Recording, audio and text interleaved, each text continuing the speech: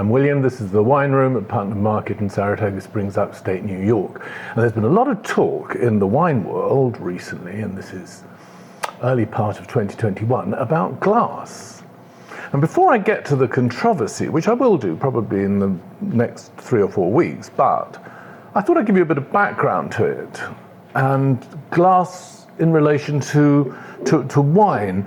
See, glass has been in existence for maybe 1,500 years, but there weren't any bottles really, not until the 17th century. Up until then it was all too fragile. And one of the reasons why glass became stronger was that there was a shortage of timber in England, believe it or not, and probably something to do with building ships in the 16th century. Anyway, it forced them into burning coal in the furnaces, and that's a much hotter fire.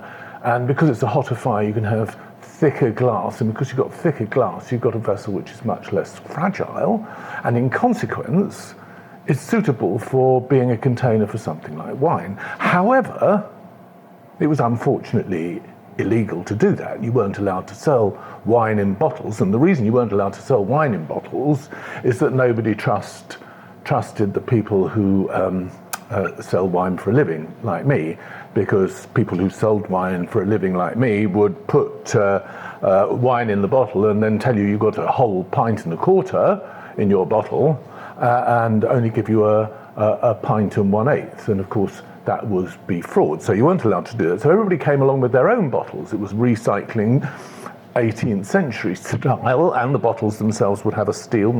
It might even have your name on it. And so you'd wash your bottles out, take it down to the wine merchant. The wine merchant would get his measure and fill your bottle up, and you take your bottle back with you home again.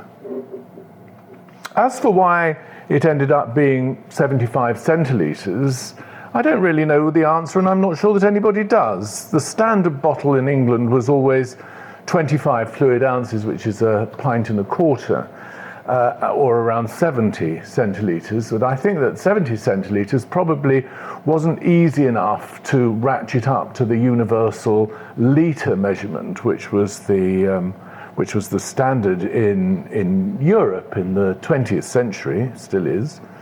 And so they just added a few extra centiliters. So instead of the bottle being 1/7 of a litre, slightly clumsy, hard for the maths, they made it 75 centiliters, which is 3/4 of a litre, and easier to work out on your fingers.